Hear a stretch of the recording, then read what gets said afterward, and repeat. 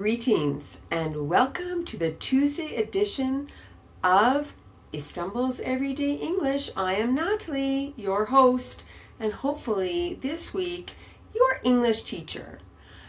I was thinking today as I was preparing this podcast, this week's podcasts are basically lessons that I would give students. And that's because this is a very, very important topic, basic sentence structure. Yesterday we talked about subject verb object. That's where we start. Today I'm going to take it a step further. Now why? Why am I going to do that? Well, let's share that with you right now. When we look at the problem is students who are just learning English, they often try to translate. Now you can look at the podcasts I did 2 weeks ago on translating. You can listen to them. I think I have a couple on YouTube. You can also watch them. It explains why translating doesn't work. So students try to translate or they try to speak English like they can speak their native language. Each language has their own structure, which is why translating doesn't work. You can't take English words and put them in a Turkish structure, for instance. It just makes for nonsense. It's just nonsense. It doesn't work. The other thing I want us to understand is I don't speak English like I speak French or Turkish. English is my mother tongue. I speak it at a very high level. However, I can only speak French or Turkish to the best of my ability. And my big rule for that is using what I know to communicate. I'm going to give you an example. I might not know the word for moon in French or Turkish. And I might be wanting to say the moon to a French or Turkish person. But let's say I know the words for sky and night and light. So can't I say, you know that light in the sky at night? Maybe I know ball. It's like a big ball of light. And I'm sure whomever I'm speaking to will say, oh, la lune, or oh, I. And they will understand what I am trying to say, the word I want to say. So I'm using what I know to communicate. Now, in English, I know a moon. I don't have to think about what's that thing in the sky, the big ball of light in the sky. I know it's the moon. But in the other language that I'm speaking, I might not know. And it's okay to use the words that I do now. So we start with learning the basic sentence because I know so many of my students, they know tons of vocabulary. I said this yesterday. They know tons of vocabulary, but they don't know how to put it together. And I think some people feel stupid. They feel stupid speaking very simply. But I always say, a 5-year-old knows about 5,000 English words. And I can talk to a 5-year-old very well. I like talking to 5-year-olds. So imagine if you learned 5,000 words. You could talk basic English. And that's what we want. And are 5-year-olds making complex sentences? No. But they can make basic sentences. And they use them over and over again. So, even if you say a string of basic sentences one after the other and are understood by your listener, it is better than trying to speak in complex sentences and getting them all wrong so that your speaker is confused. And that's the point of this week. When we know the structure of a sentence, we learn how to use the vocabulary that we're learning that we already know. Now let's go over subject verb object because we're going to use that today. We're going to go over subject verb object very briefly. All right, let's take a look at it. So subject verb object. Examples: I read books. I subject, read verb, books object. She drinks coffee. Subject she, drinks verb, coffee object. Who is doing what to what? We are the actors in the sentence. What are we doing? We are watching. What are we watching? Movies. We watch movies. Now this is the basic construction, but it's going to take us places, let me tell you. All right, it's going to help us form compound sentences. What are compound sentences? They are two independent sentences connected together. All right. She ran, he walked. She ran and he walked. Now, the other thing I want to mention, there's probably more language on either side of these sentences. So, did Lisa and John run the marathon on the weekend? Yeah, they did. She ran and he walked. We answered the question. There's a context, but we answered the question. She ran and he walked. We didn't say she ran, he walked. We said she ran and he walked. Although she ran and he walked would have been correct too. All right. Independent sentence is also known as an independent clause. It's a complete sentence because it has a subject and a verb and most often an object, right? Examples: I like coffee. She is studying English. We finished our homework. Now, an independent clause doesn't need anything else to have meaning. It's a complete idea. It does not need any other words. Now, this is different to a dependent clause. A dependent clause is not a complete sentence, as it cannot stand alone. That means it's waiting for more information, even though it usually does have a subject and a verb.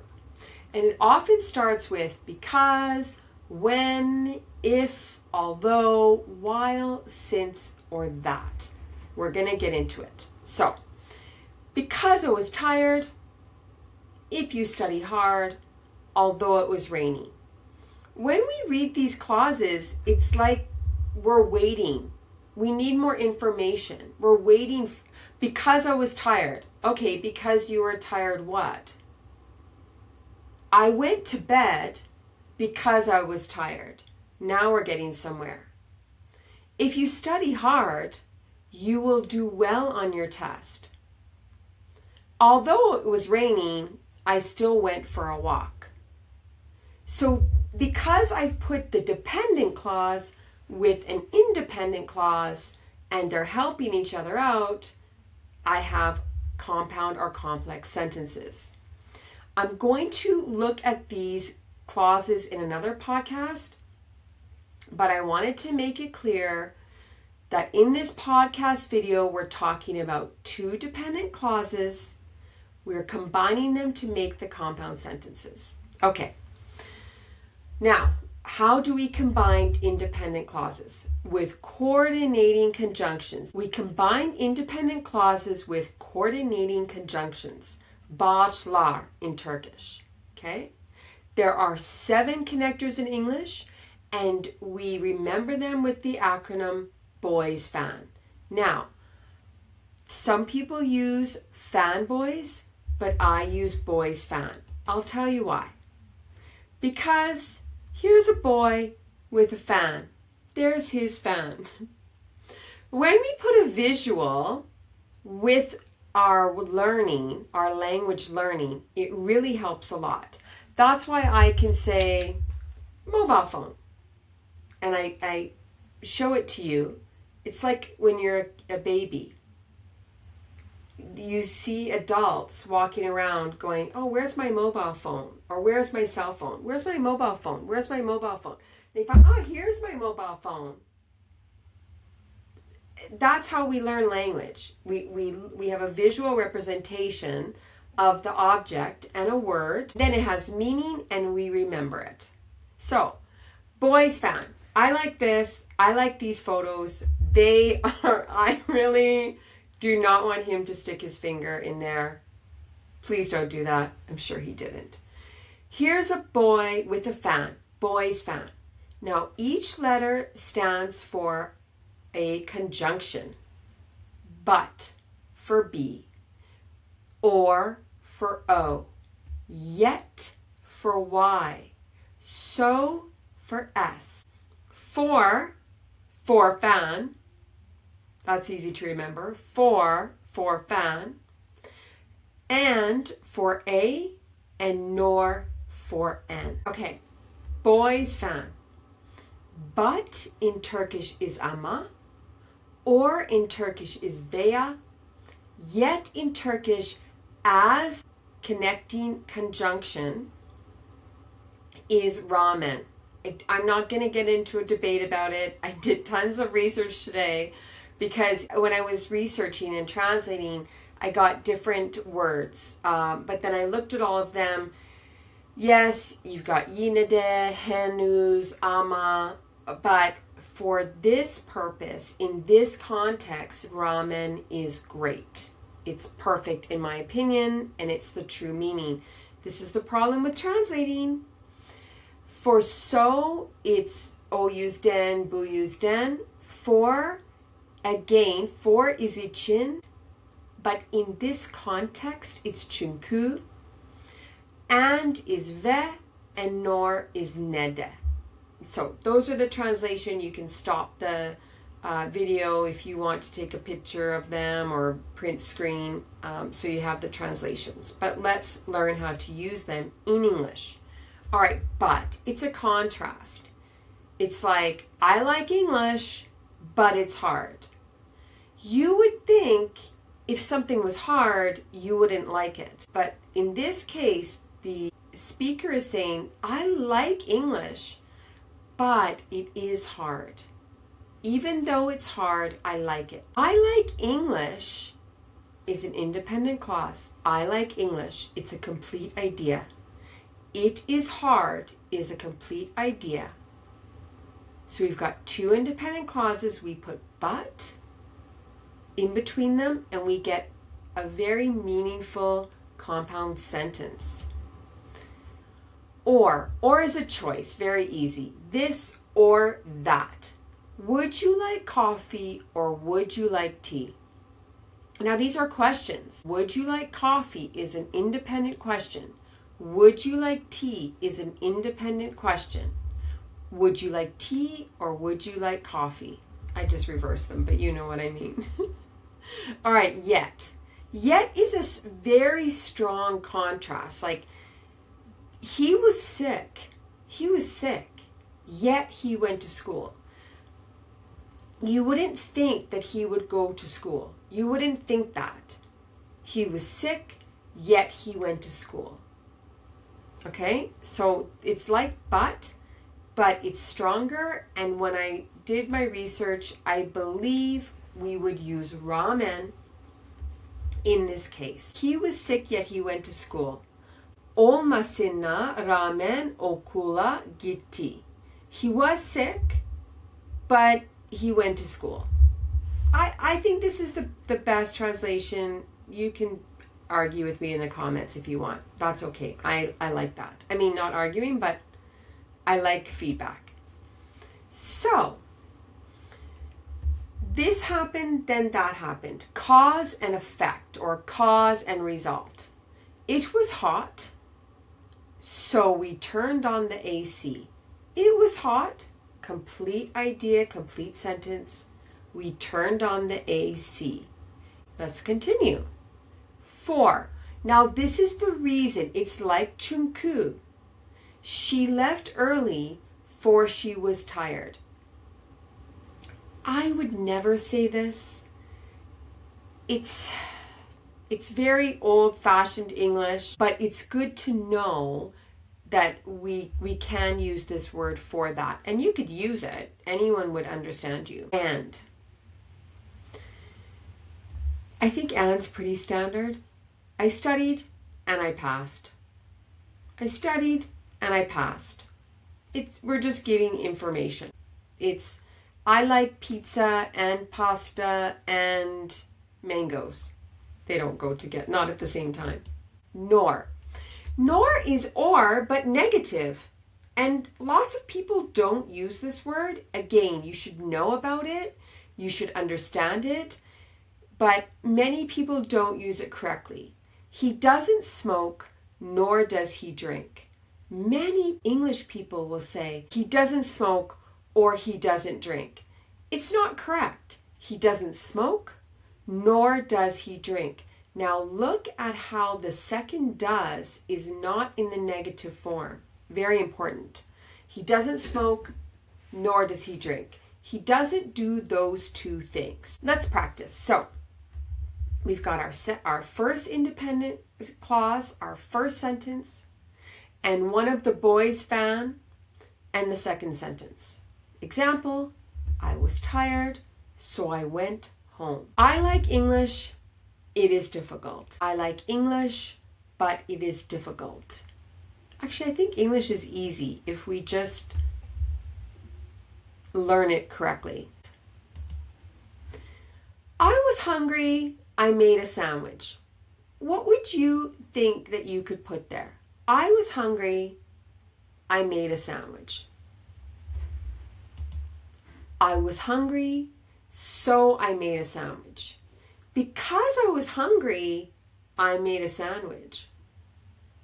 Now we could put that, we could put because I was hungry, comma, I made a sandwich. Or we could say, I made a sandwich because I was hungry. There's lots of flexibility here. There's lots of flexibility in English. Here's some more examples of the flexibility. She studied, she passed. She studied and she passed. She passed because she studied. She studied, so she passed. How did your daughter do on the exam? She studied and she passed. How did your daughter do on the exam? Well, she passed because she studied. How did your daughter do on her exam? She studied, so she passed. Each sentence has its own meaning. It has its own feeling. And that's the amazing thing about language. It makes you feel. It's not just technical. So it's not hard. We take two sentences. They're both independent sentences, independent clauses. And we use a coordinating conjunction. So first we learn SOV, subject, verb, object. Sometimes just subject, verb, as in she studied, so she passed. Or she studied English, so she passed the exam. Okay? Subject, verb, object. Then we get the two sentences and we put but, or, yet, so, for, and, nor. We put a boys fan in between them. And that's it. First we learn subject, verb, object. Second we fan. And third we connect the two sentences with one of the conjunctions. And that's the takeaway. Don't put your finger in a fan. I hope that was clear. I think it was. Tomorrow we're going to look more deeply, now that we've got these simple sentences connected, now we're going to go one step further tomorrow. So tune in for that as we develop this idea more and more. And I'm hoping that you start with the subject, verb, object, and you keep going with the boys fan, and then you start making more complex sentences, and then we're going to add some more information tomorrow. Okay, I look forward to that, and I hope all of you have a great day, afternoon, evening, night. Thank you so much for tuning in. If you like this video and you think that you will like future ones or watch future ones, please hit subscribe. Thanks so much. Take care. Bye-bye.